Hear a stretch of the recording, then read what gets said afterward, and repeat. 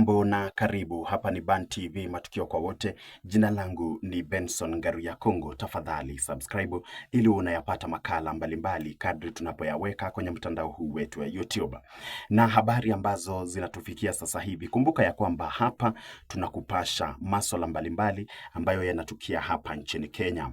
Na habari ambazo zinatufikia sasa hivi ni kwamba kuna kilio kutoka kwa wazazi tofauti tofauti katika maeneo mbalimbali ya hapa nchini Kenya, na ni kutokana na ada mbalimbali wanazoitishwa wakati ambapo wanapeleka wanafunzi katika shule. Kwa sasa tunazungumza kuhusu senior secondary schools, na nikiangazia gazeti la The Standard asubuhi ya leo ya tarehe 14 mwezi wa Januari mwaka 2026 ni kwamba wazazi wanaendelea kusema ya kwamba wanaitishwa pesa nyingi za masuala ya uniform.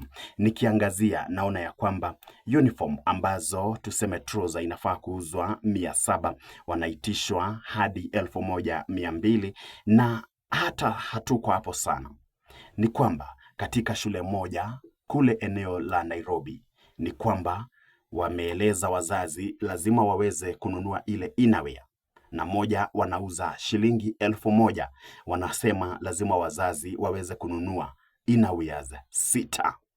Wamunyinyi 6. Wamunyinyi moja huwa inauzwa shilingi 100.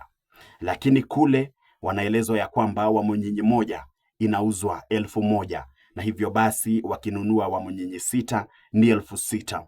Huu ni wizi ambao unaendelezwa katika shule mbalimbali hapa nchini Kenya, na sasa wakati umefika serikali iweze kuangazia swala hili ili wazazi pamoja na wanafunzi waache kuweza kuhangaishwa na baadhi ya walimu.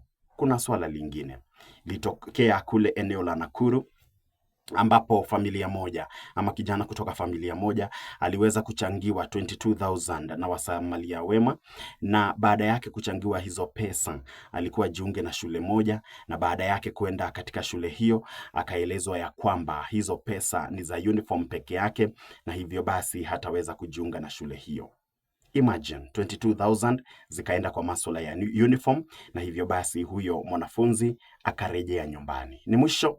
Je, wewe unaona ni vyema swala la uniforms kuuzwa katika shule mbalimbali liweze kutupiliwa mbali? Ni mwisho. Hapa ni Ban TV matukio kwa wote. Jina langu ni Benson Ngaruya Kongo. Tafadhali subscribe.